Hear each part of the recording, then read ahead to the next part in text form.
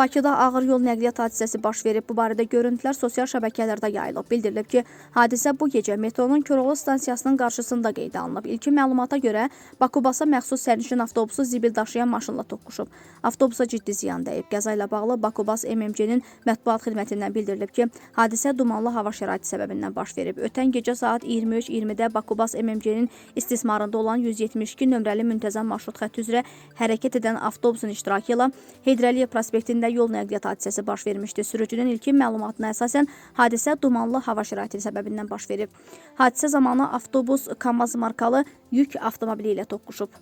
Avtobusda olan 2 sərnişindən hər hansı biri xəsarət almayıb. Nəqliyyat vasitəsini idarə edən sürücü Ələkbərov Balağa yüngül xəsarət alıb və dərhal təcili tibbi yardım vasitəsilə Sabunçu şəhər xəstəxanasına aparılıb. İlkin tibbi müdaxilədən sonra sürücü ambulator müalicə üçün evə buraxılıb. Baş vermiş hadisə ilə bağlı aidiyyatı qurumlar tərəfindən araşdırma aparılır deyə qurum açıqlamasında qeyd edib.